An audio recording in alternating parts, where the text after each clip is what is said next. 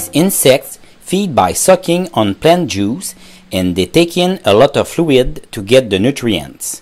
They get rid of the excess by shooting liquid droplets named honeydew.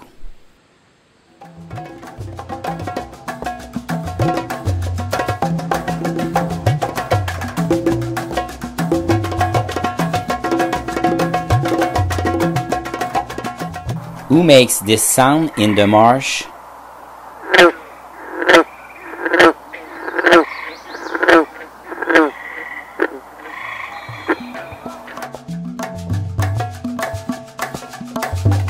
The answer will be released next week.